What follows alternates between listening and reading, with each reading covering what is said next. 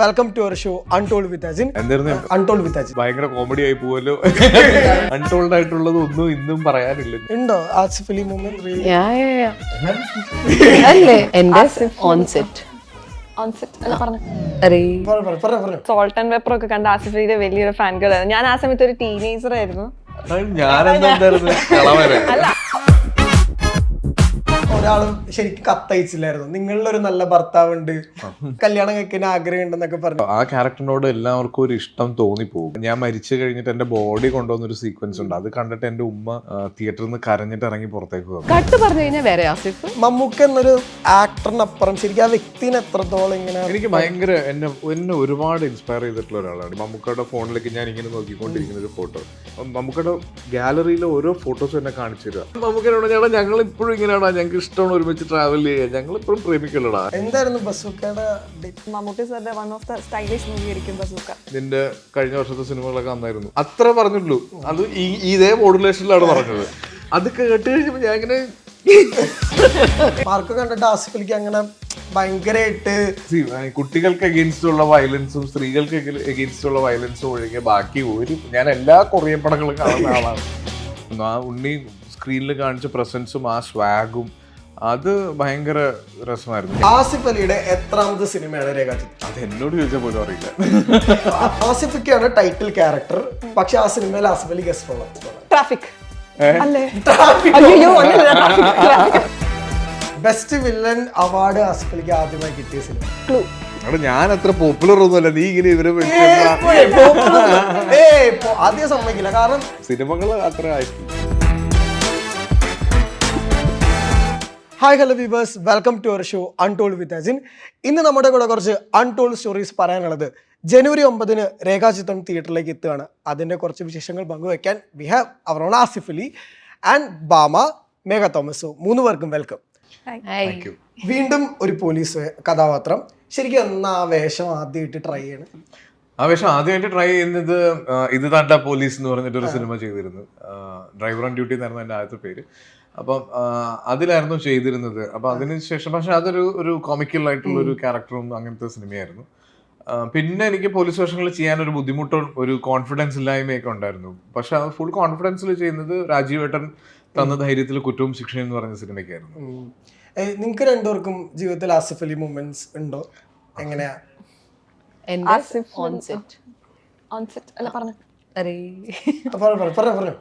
ഞാൻ മുന്നേ സ്ഥലത്ത് വന്നിട്ടുണ്ടായിരുന്നു. ഞാൻ സോൾട്ട് ആൻഡ് പെപ്പർ ഒക്കെ കണ്ട ആസിഫ് അലിയുടെ വലിയൊരു ഫാൻ ഗേളായിരുന്നു. ഞാൻ ആ സമയത്ത് ഒരു ടീനേജർ ആയിരുന്നു. അല്ല, ആസിഫ് അലി ഓൾസോ ഭയങ്കര യങ് ആയിരുന്നു. പക്ഷെ ആ സമയത്ത് ഞാനൊരു ടീനേജർ ആയിരുന്നു. എനിക്ക് ഓർമ്മയുണ്ട്, അന്നത്തെ ഏഷ്യാനെറ്റ് ഫിലിം അവാർഡ്സിന്റെ youth icon was Asif Ali and Mythili. അപ്പൊ എല്ലാവരും സ്റ്റേജിന്റെ ഫ്രണ്ടിൽ നിന്ന് ആണല്ലോ വിളിക്കുന്ന സമയത്ത്, സ്റ്റേജിന്റെ തൊട്ട് ബാക്കിൽ നിന്ന് വരുന്നു. അപ്പം ആസിഫ് അലി അന്ന് വേറെ എവിടെയോ ആയിരുന്നു. എന്നിട്ട് അവാർഡ് വാങ്ങിക്കാൻ ബാക്കിലുള്ള സൈഡിൽ നിന്ന് ഓടി വരിക ചെയ്തത്. അപ്പൊ ഞാൻ വിചാരിക്കും എനിക്ക് അത്രയും ഓർമ്മ ഉണ്ടാകാൻ കാരണം എന്താണെന്ന് വെച്ചാൽ അപ്പൊ ബാക്കിൽ മറ്റേ ഈ സോങ് പ്ലേ ചെയ്യുന്നുണ്ട്, ഈ സോൾട്ട് ആൻഡ് പെപ്പറിലെ സോങ് തന്നെ. അപ്പൊ അത് കണ്ട് ഞാനിങ്ങനെ ടിപ്പിക്കൽ ഫാൻ ഗേൾ ആയതായിരുന്നു. ആ സമയത്ത് ഞാൻ ഈ പടമായിരുന്നു എൻ്റെ ഒരു എന്താ പറയുക ഒരു ഫേവറേറ്റ് ആസിഫ് അലി മൂവി. ആ സമയത്ത് അതായിരുന്നു. അപ്പൊ അത് കഴിഞ്ഞ് പിന്നെ കുറെ സിനിമകൾ ആസിഫ് അലിയുടെ ഞാൻ കണ്ടിട്ടുണ്ടായിരുന്നു. അപ്പൊ കൂടെ വർക്ക് ചെയ്യണം എന്നൊക്കെ ആഗ്രഹം ഉണ്ടായിരുന്നു. അങ്ങനെ ഇതിനു മുന്നേ അപ്പൊ ഇതിന് മുന്നേയും ഇങ്ങനെ എപ്പോഴെങ്കിലും ഒക്കെ കാണാൻ പറ്റിയിരുന്നെങ്കിൽ ഒരു ആഗ്രഹിച്ചിട്ടുണ്ട്. അപ്പൊ ഓൾ ഓഫ് എ സഡനാണ് എനിക്ക് രേഖാചിത്രം എന്ന് പറയുന്ന പടം സംഭവിക്കുന്നത്. അപ്പം ആസിഫ് അലിയുടെ കൂടെ അഭിനയിക്കാൻ പറ്റാന്ന് പറയുന്നത് തന്നെ എവറിത്തിങ്. ഇപ്പൊ ഞാൻ ഏതൊരു ആക്ടേഴ്സിനെ പറയുകയാണെങ്കിൽ ഒരു ഫാൻ ഗേൾ മൊമെന്റ് എന്നുള്ള രീതിയിൽ ഞാൻ പറയാറുണ്ട്. അപ്പോൾ ഇത് വാസ് ലൈക്ക് ഇതും ഡ്രീം കം ട്രൂ തന്നെ. ബിക്കോസ് ഞാനൊരു true Asif Ali fan girl തന്നെയാണ്. ഇത് വെച്ചപ്പോഴേ ഈ കഥ തുടരുന്നു കഴിഞ്ഞപ്പോഴേ ഈ ഒരാളും ശരിക്കും കത്തയച്ചില്ലായിരുന്നു നിങ്ങളിലൊരു നല്ല ഭർത്താവുണ്ട്, നിങ്ങളിലൊരു നല്ല ഭർത്താവ്, കല്യാണം കഴിക്കാൻ ആഗ്രഹം ഉണ്ടെന്നൊക്കെ പറഞ്ഞു. പക്ഷെ അത് ആ സമയമൊക്കെ ശരിക്കും എങ്ങനെയാ? അത് എനിക്കറിയില്ല. എനിക്കും പേഴ്സണലി ഭയങ്കര അതിൽ ഷാനവാസ് എന്ന് പറഞ്ഞ ക്യാരക്ടറായിരുന്നു. അപ്പൊ അത് ഒന്ന് സത്യേട്ടന്റെ സിനിമയാണ്, സത്യേട്ടന്റെ ക്യാരക്ടറാണ്. അപ്പൊ ആ ക്യാരക്ടറിനോട് എല്ലാവർക്കും ഒരു ഇഷ്ടം തോന്നിപ്പോകും. അത് സിനിമ അതിൽ തന്നെ ഞാൻ മരിച്ചു കഴിഞ്ഞിട്ട് എൻ്റെ ബോഡി കൊണ്ടുവന്നൊരു സീക്വൻസ് ഉണ്ട്. അത് കണ്ടിട്ട് എൻ്റെ ഉമ്മ തിയേറ്ററിൽ നിന്ന് കരഞ്ഞിട്ട് ഇറങ്ങി പുറത്തേക്ക് വന്നു. അപ്പൊ ആ സിനിമയിലെ എല്ലാ സീക്വൻസും ഭയങ്കര ടച്ചിങ് ആണ്. ഉണ്ടോ Asif Ali moment really? Yeah, yeah, yeah. എനിക്ക് സിനിമയുടെ ഹിസ്റ്ററി ആസിലേക്ക് നാട്ടിലല്ലാത്തത് കൊണ്ട് എനിക്ക് ഇപ്പം I can see that almost ഒരു 6-7 years ആയി ഇപ്പോൾ സിനിമയിൽ. അപ്പോൾ എനിക്കറിയാം ഒരു സിനിമയുടെ ഹിസ്റ്ററി. ഞാൻ കേരളത്തിൻ്റെ കൂടെ വളർന്നു, ലൈക്ക് ഫോർ പാസ്റ്റ് 6-7 years കേരളത്തിൽ തന്നെ വളർന്നതുകൊണ്ട് എനിക്ക് ഇച്ചിരി ഒരു ഹിസ്റ്ററി ഉണ്ട്. പക്ഷെ ഞാൻ സിനിമയിൽ വരുന്ന പോലും ഇമാജിൻ ചെയ്തിട്ടുണ്ടായിരുന്നില്ല. അപ്പോൾ ആ സമയത്ത് കണ്ട കുറേ ക്യാരക്ടേഴ്സ് ആയിരുന്നു ആസിഫ്, വെരി പീപ്പിൾ. അങ്ങനെ ഞാൻ ഋതു എന്ന സിനിമ കണ്ടിട്ടുണ്ട്. And then few years later Shyamaprasad സാറുടെ സിനിമ ഒരു ഞായറാഴ്ച എൻ്റെ അടുത്ത് വന്നു. അപ്പോൾ എൻ്റെ അടുത്ത് ശ്യാം സാർ തന്നെ പറഞ്ഞൊരു കാര്യമായിരുന്നു, ഋതുവിടെ വർക്ക്ഷോപ്സും റിഹേഴ്സൽസും ഒക്കെ നടന്നുകൊണ്ടിരുന്ന ഒരു വീട്ടിലായിരുന്നു ഒരു ഞായറാഴ്ചയുടെ റിഹേഴ്സൽസും പരിപാടിയൊക്കെ നടന്നത്. അപ്പോൾ ഞാൻ ലൈക്ക് ഓക്കെ ഫൈൻ. ആ സമയത്ത് ഞാൻ ആസ്പയർ ആയത് ലൈക്ക് ഓക്കെ ആസിഫ് അലി ദിലിക്, ആസിഫിയുടെ first project was with Shyam sir. അപ്പോൾ ഞാൻ like okay from there this is Asif Ali.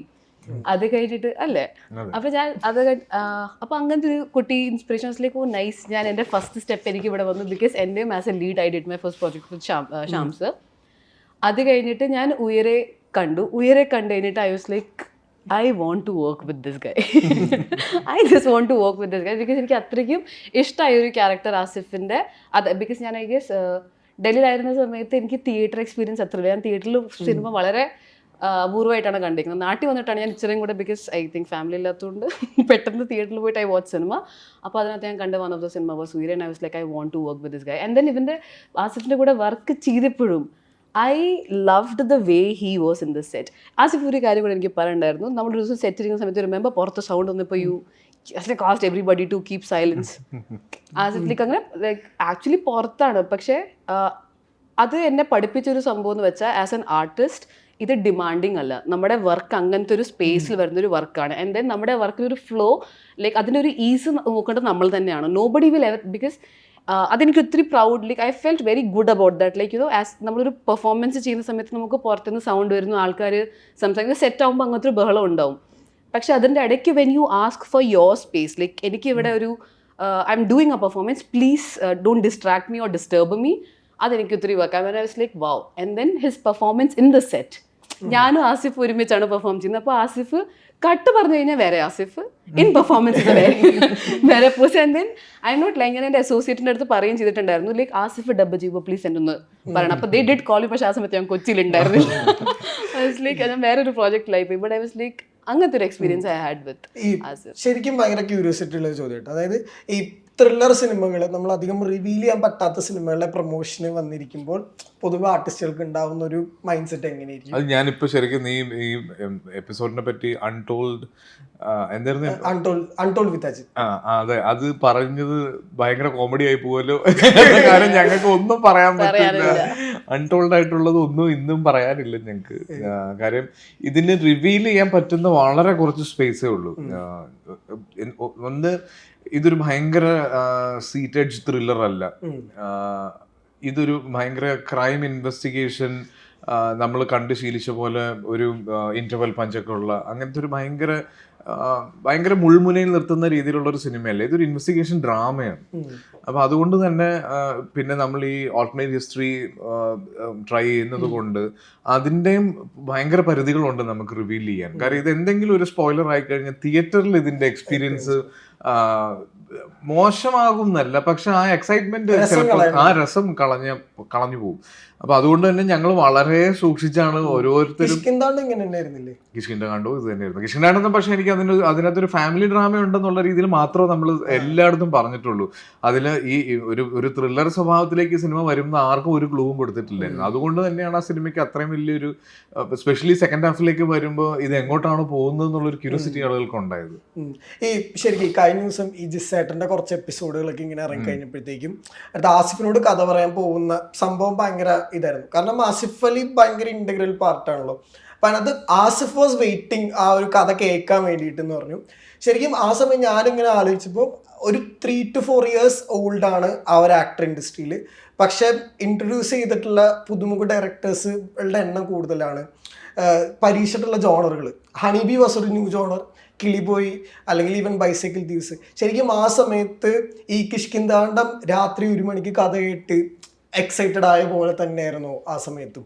എനിക്ക് ബൈസൈക്കിൾ തീവ്സ് എനിക്ക് ഫസ്റ്റ് നറേഷനിൽ തന്നെ എൻ്റെ കിളി പോയൊരു സബ്ജക്റ്റ് ആയിരുന്നു. കാര്യം ട്വിസ്റ്റുള്ള ഭയങ്കര രസമുള്ളൊരു നരേഷനുമായിരുന്നു ബൈസിക്കിൾ തീവ്സിന്. പക്ഷെ സൺഡേ ഹോളിഡേ എനിക്കൊന്നും മനസ്സിലായില്ല. ഞാൻ അത് പറഞ്ഞിട്ടുണ്ട് നേരത്തെ. സൺഡേ ഹോളിഡേ ഞാൻ കംപ്ലീറ്റ്ലി ജിസ്സിനെ ഡിപ്പെൻഡ് ചെയ്ത് ബ്ലൈൻഡ് ആയിട്ട് ചെയ്തൊരു പടമായിരുന്നു. എൻ്റെ മനസ്സിൽ അത്രയും നന്മയൊന്നും ഇല്ലായിരുന്നു എനിക്കത് ജഡ്ജ് ചെയ്യാനുള്ളത്.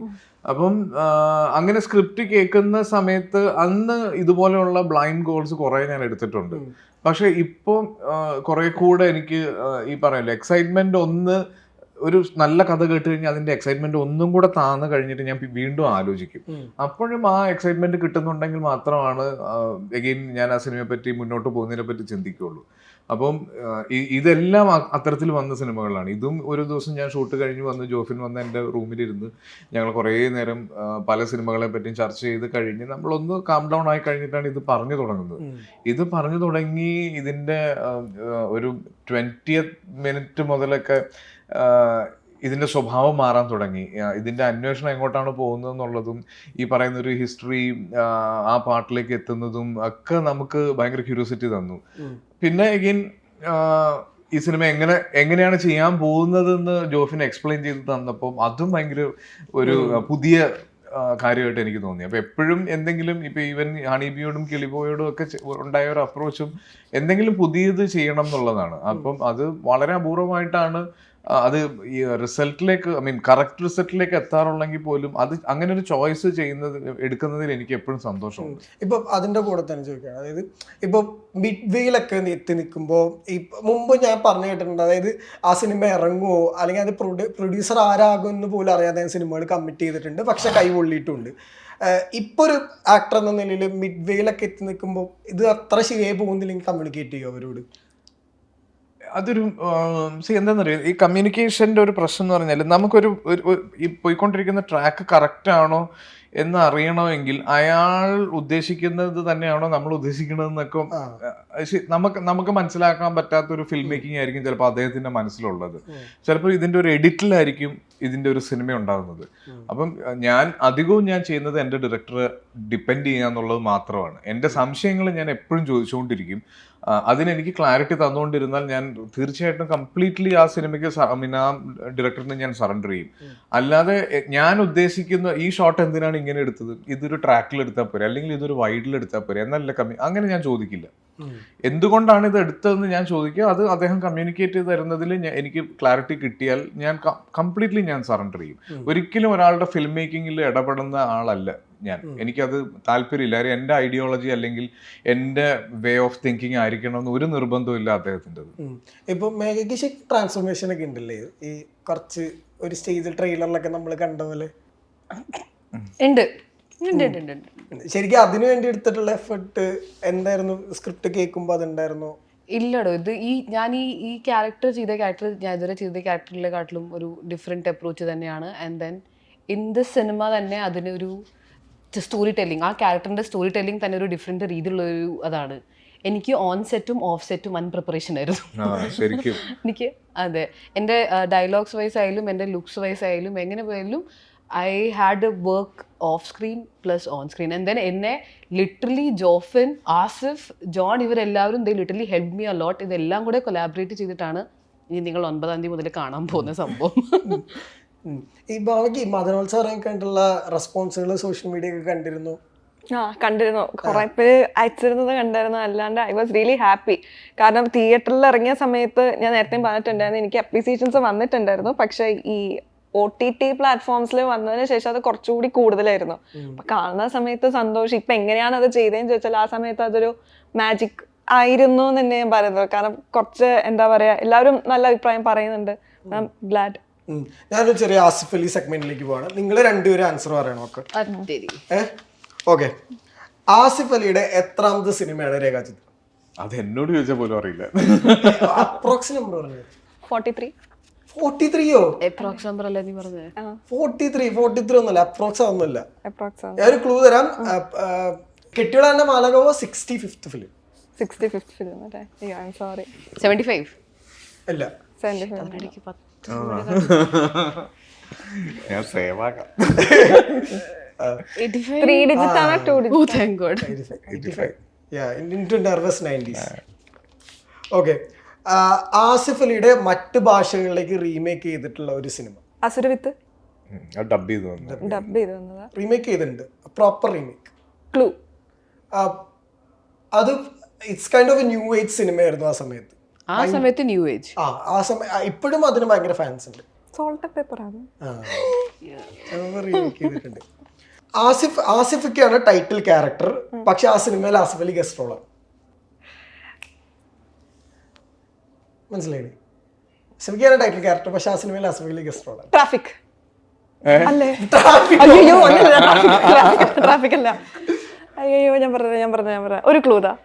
ക്ലൂ അങ്ങനെ ക്ലൂ എനിക്ക് മനസ്സിലായി. ക്ലൂതാ. 2012 ആണ് അതിന്റെ റിലീസ് ഡേറ്റ്. ഇറ്റ് വാസ് ഒരു സമ്മർ സീസൺ റിലീസ്. ഇപ്പോ ഓടിക്കൊണ്ടിരിക്കുന്ന ഒരു ആക്ഷൻ സിനിമയിലെ ഹീറോ ആണ് അതിലെ ഹീറോ. മല്ലു സിംഗ്. യെസ്, മല്ലു സിംഗ്. ശരിയാ. ഹീറോ ആണ്.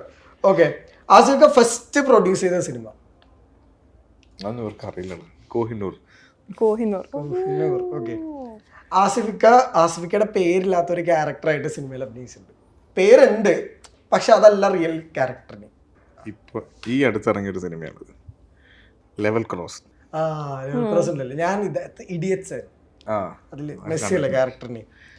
ബെസ്റ്റ് വില്ലൻ അവാർഡ് ആസിഫ് അലിക്ക് ആദ്യമായി കിട്ടിയ സിനിമ. ഞാൻ അത്ര പോപ്പുലർ ഒന്നുമല്ല, നീ ഇങ്ങനെ ഇവരെ ആദ്യം സമ്മതിക്കില്ല. കാരണം ഞാൻ ഇപ്പോഴും ഓർക്കുന്നുണ്ട്, ഹണീബി ഇറങ്ങിയ സമയത്തുണ്ടല്ലോ, അതായിരുന്നു ഏറ്റവും ക്രേസ്.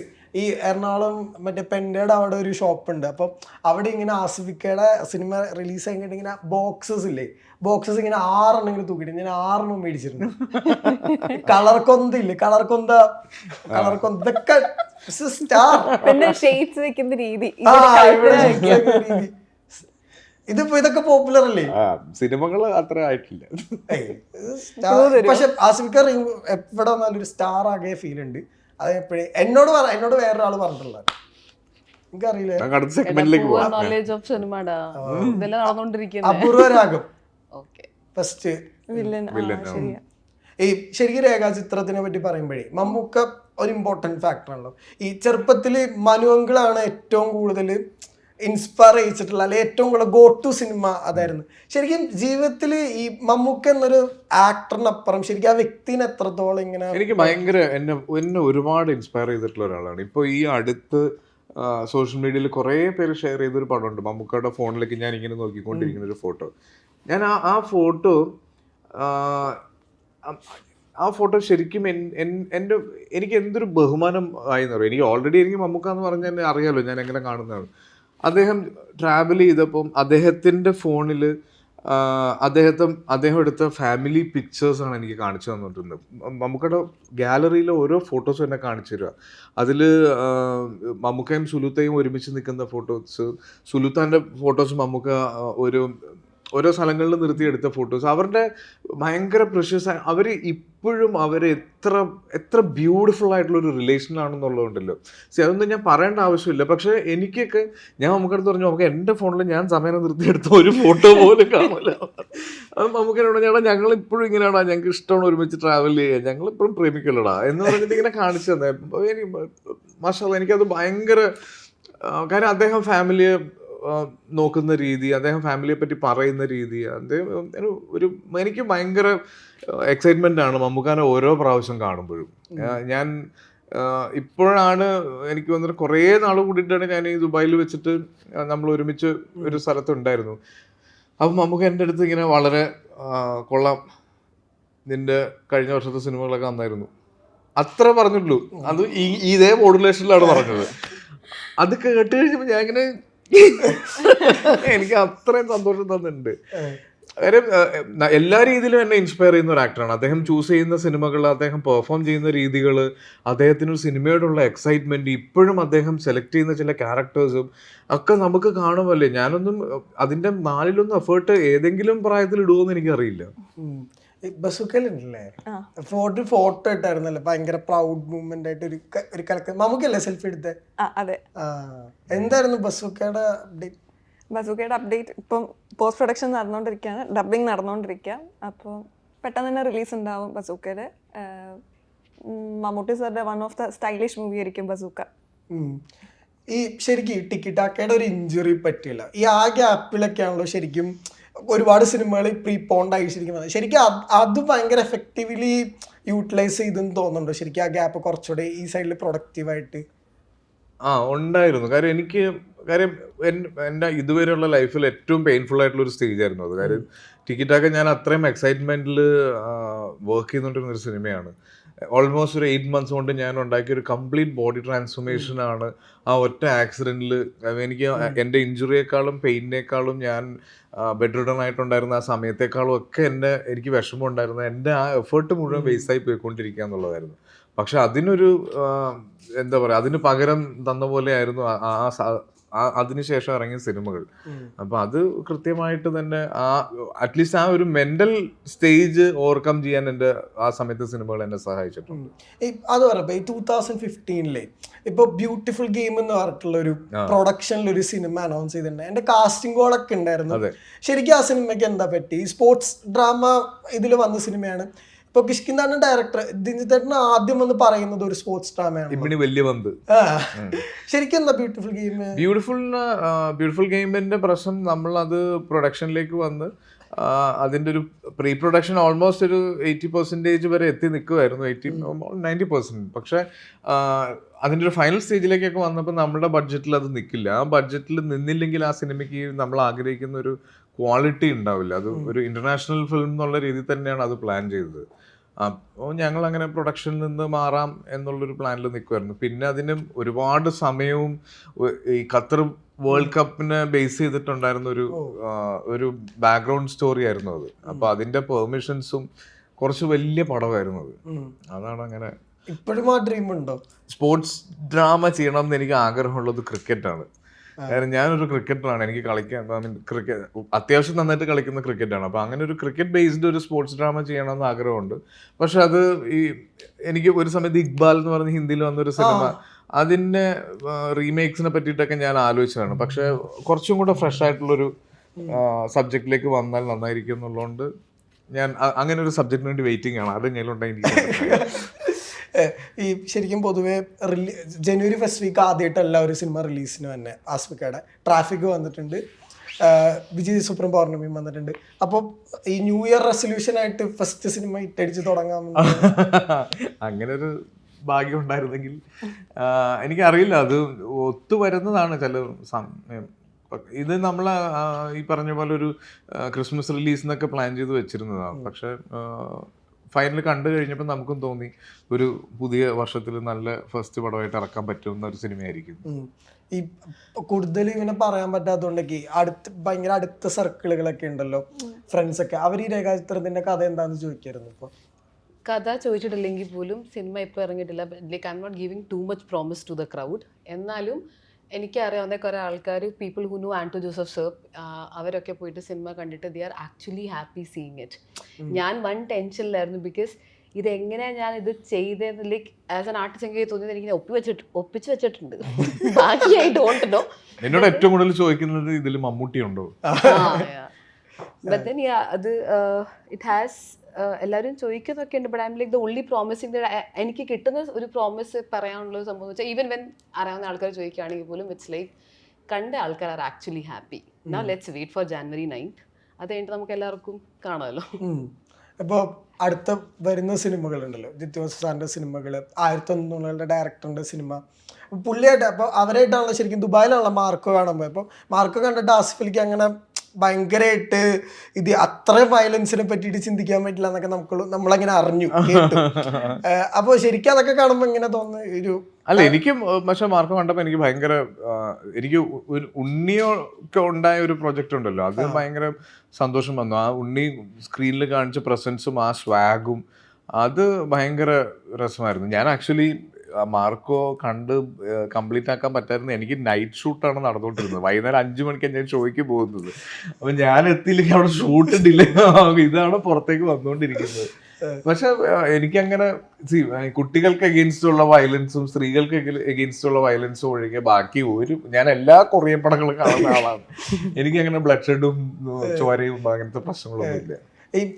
ശരിക്കും ആ പടം കുട്ടികൾക്കുള്ള പടമല്ലേ? അതെ അതെ. ഒരു ബോയ് ഫാദർ സൺ റിലേഷൻ അതിന്റെ വേറൊരു കൈൻഡ് ഓഫ്. അപ്പോൾ ഈ പറഞ്ഞ പോലെ കൂടുതലൊന്നും പറയാൻ പറ്റാത്തതുകൊണ്ട് രേഖാചിത്രം ജനുവരി 9 തിയേറ്ററിലേക്ക് എത്തുകയാണ്. ഇപ്പം മലയാളത്തിൽ നിന്ന് വരാൻ പോകുന്ന ഓൾട്ടർനേറ്റീവ് ഹിസ്റ്ററി എന്ന രീതിയിലുള്ള ഒരു ഡിഫറെൻറ്റ് കൈൻഡ് ഓഫ് സിനിമ ആയിരിക്കും എന്ന് പ്രതീക്ഷിക്കുന്നുണ്ട്. അപ്പോൾ 2024 ശരിക്കും പറഞ്ഞു കഴിഞ്ഞാൽ ഭയങ്കര പേഴ്സണലായിരുന്നു ആസിഫ് അലി എന്നൊരു ആക്ടറിന്. കാരണം കിഷ്കിന്താണ്ട കണ്ടിറങ്ങി വന്നപ്പോൾ ആസിഫ് ക ഭാഗ്യവർഷമല്ലേ എന്ന് ഞാൻ ചോദിച്ചിട്ടുണ്ടായിരുന്നു. അപ്പോൾ ആവട്ടെ എന്നിങ്ങനെ പറഞ്ഞിരുന്നു. അപ്പോൾ അത് തന്നെ തുടരട്ടെ 2025 എന്ന് ആശംസിക്കുന്നു. അപ്പോൾ thank you for the timing and all the best. Thank thank you.